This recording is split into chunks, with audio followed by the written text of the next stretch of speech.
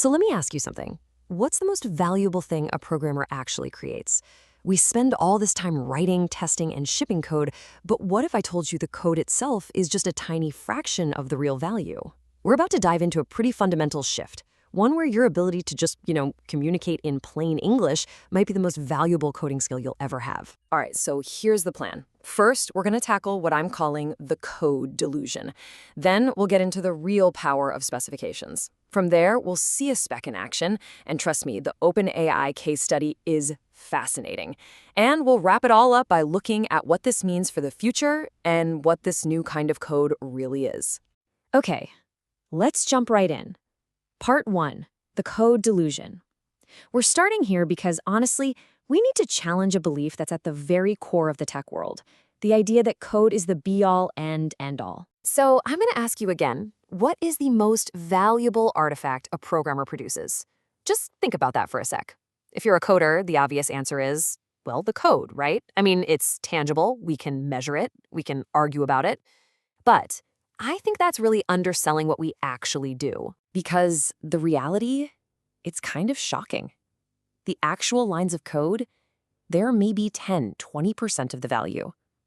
The real value, that massive 80 to 90%, that's all in the structured communication that happens before you even think about writing a single line. It's the hard work of understanding users, of planning solutions, and most importantly, getting your whole team aligned on the same goal. And this quote from Sean Grove at OpenAI just nails it. He says, code itself is actually a lossy projection from the specification. Think about what that means. You know how when you compile a program, you lose all the helpful comments, the clear variable names, the original intent just vanishes? Well, code is exactly like that. It's a lossy version of the real idea. It just doesn't capture the full why behind it all. This next one, this analogy is just perfect. It points out how absurd our current process can be. He says, we keep the generated code and we delete the prompt. This feels a little bit like you shred the source and then you very carefully version control the binary. I mean, think about that. We spend all this time crafting these perfect, detailed prompts to tell an AI exactly what we want. It spits out the code, and then we throw the prompt away? It's exactly like shredding the blueprints to a house, but meticulously saving a picture of the doorknob. It just makes no sense, right? Okay, so if the prompt, the original intent, is where the real value is, then how do we capture it? How do we hold on to it? Well, that brings us right to part 2, the power of specifications. This is all about capturing what truly matters. Now, when you hear the word specification, your eyes might glaze over. You might think of boring, dusty old documentation. But that's not what we're talking about here. A spec, done right, is the #1 tool for getting a whole team of people aligned on a shared goal. It's the concrete, written-down version of, here is what we are trying to do, and here is why. Without that, an idea is just, well, it's just an idea floating in the air. And you know what? A good spec is way more powerful than code could ever be on its own. It aligns everyone. It makes sure all the requirements are actually encoded somewhere. It becomes the single source of truth that everyone can point to. And here's the really cool part. Just like source code can be compiled for different computers, a great spec can be used to generate all kinds of outputs. TypeScript, Python, sure, but also documentation, blog posts, tutorials, you name it. Okay, so this all sounds great in theory, right? But what does it actually look like in the real world? How does it work in practice? Well, let's dive into part 3 and look at a specification in action, the OpenAI model spec. So what does this super powerful artifact look like? You're probably picturing some dense, formal document written in legalese, right? Something super complex.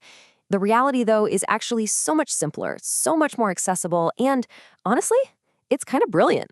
Check this out, the OpenAI model spec.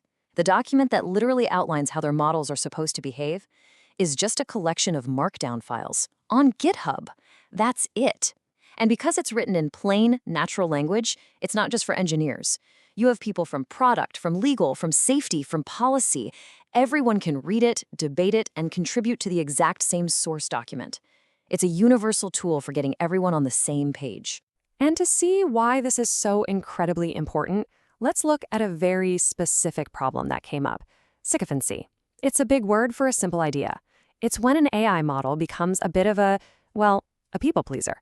It starts agreeing with you and flattering you, even when it should be objective and truthful. So for example, not too long ago, an update to GPT 4.0 came out, and it started showing some pretty extreme sycophancy.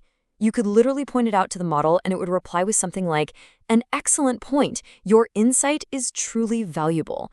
Which, I mean, that's exactly the problem, right? It's just being a sycophant about being a sycophant. And that kind of stuff totally erodes user trust. So this created a huge question, not just for the team at OpenAI, but for all of us. Was this a bug, just an accident, or was it a feature? Was this an intentional, maybe misguided attempt to make the model seem more agreeable? How could anyone possibly know for sure? Well, there was an answer, an anchor in that storm of confusion, and it was the model specification. The spec served as the ultimate trust anchor, the one place everyone could look to see what was expected and what was not. And bam, right there in the public spec for everyone to see was the answer. A clear, unambiguous line: don't be sycophantic. It even explains why. While sycophancy might feel good in the short term, it's bad for everyone in the long term. So because the behavior didn't match the spec, it was, without a doubt, a bug. This allowed the team to identify it, talk about it openly, and of course, get to work on fixing it. All right, so a spec is a ridiculously powerful tool for aligning humans. We've established that. But what if? What if it could align the AI too? This is where things get really wild. Let's move on to part 4, the new kind of code. We're going from aligning people to directly executing with AI. Okay, this is where it gets really, really interesting. The spec isn't just a document for people to read anymore. Using these advanced techniques like deliberative alignment, the Markdown files themselves basically become executable. You can train AIs to debate and critique each other's outputs based on the spec. You're literally embedding the policy, the intent, directly into the model's, you could call it muscle memory.